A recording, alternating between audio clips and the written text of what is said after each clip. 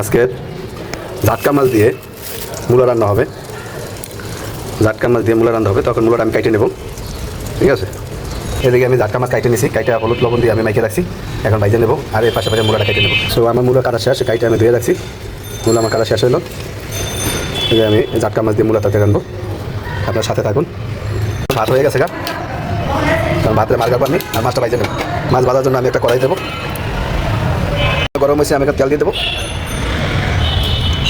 So আমি এখন তেলটা আমি কড়াই সত্যি করে আমি লাগাই নেব ঘুরাই। ঠিক আছে, এখন আমি একটা একটা করে মাছ ছাড়বো।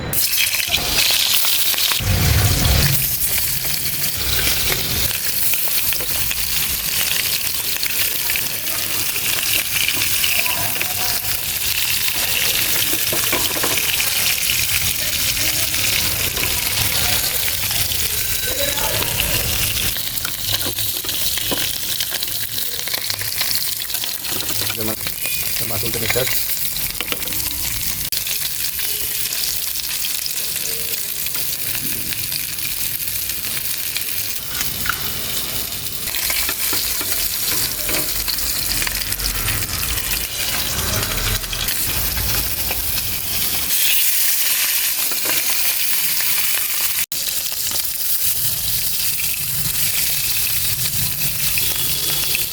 ভাজা শেষ,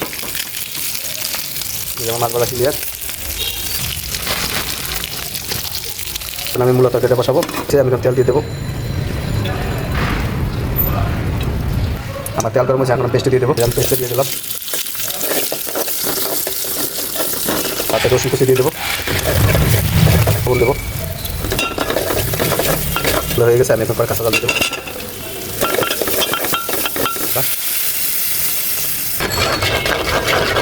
হলুদ দেবো একটু, মরিচের কাছে কথা হয়ে গেছে, তেলটা উপরে বাইশে হচ্ছে, মশলা ছেড়ে দিয়েছে। এখন এই যে মূলা দেবো, সময় আইলে না, কত ধরনের মূলা খাওয়াইতাম তোমারে।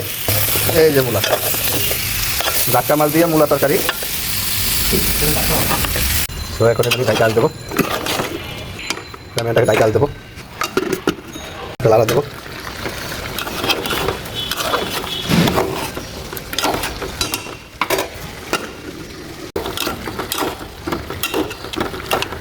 আমি এখন টমেটো দিয়ে দেবো।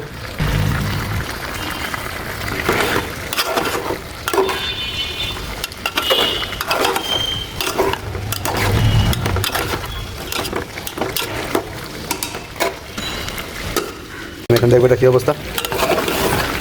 এই যে আমার এটা কষানো হয়ে গেছে গা, এই যে টমেটো দিয়েছি, টমেটো আমি জল দেবো। কালার যদি সুন্দর নয়, তাই তরকারি স্বাদ লাগবে না। তরকারি কালার সুন্দর হবে, তরকারি খাইতে স্বাদ লাগবে। মাছগুলো দিয়ে দেবো।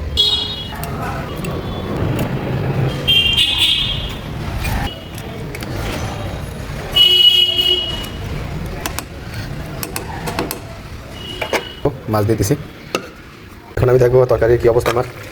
মাশাআল্লাহ, জাযাকাল্লাহ, কত সুন্দর তরকারি হয়ে গেছে, খুব সুন্দর তরকারি হয়েছে।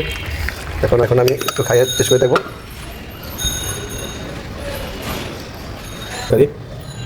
জল খাই দেবো, কেমন স্বাদ আছে, সেই স্বাদ।